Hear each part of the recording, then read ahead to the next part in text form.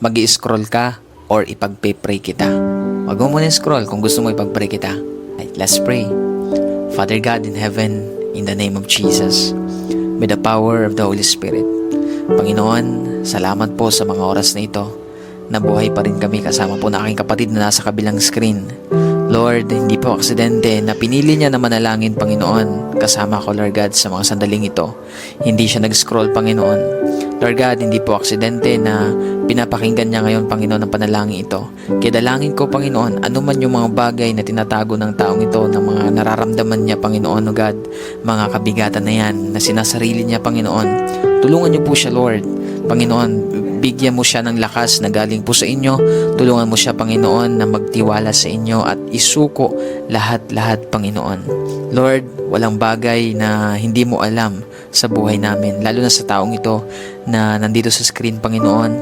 Alam mo, Lord, kung paano siya nasasaktan. Alam mo, Lord, yung kanyang mga pagluha.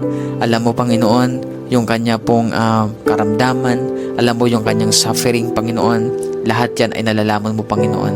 Kaya naman, Lord, tulungan mo siya ngayon, Lord God, na i-lay down ito sa inyo, Panginoon. Dahil the moment, Lord, na isuko niya ito sa inyo, doon niya mararamdaman yung kaginhawaan, yung kapayapaan, yung kalakasan, kagalakan sa kanyang puso, Panginoon. Kaya I pray right now, Lord, hayaan mo ibuhos mo ngayon ang kapayapaan na hinahanap niya, Panginoon. Hindi niya yan makikita, Lord, sa ibang bagay, kundi makikita lamang niya ito sa inyong presensya.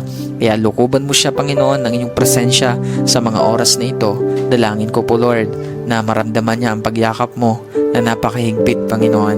Kaya mo, Lord, sa pagyakap mo, makita niya, Lord, maranasan niya, Panginoon, ang inyong pong pagkilos, makita niya, Lord, na may binabago ka sa kanyang buhay, maging sa kanya pong sitwasyon. Maraming salamat, Panginoon. Hayaan mo, Lord, magpakilala ka pa sa taong ito na nandito sa screen, Panginoon.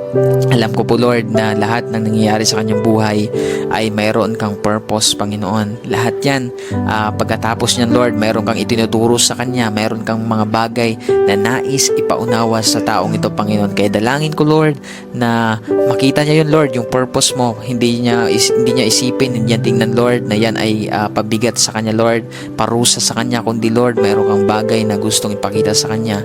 Isa na po doon ang kapangyarihan mo, ang katapatan mo, gusto mong patunayan ang katapatan sa kanya.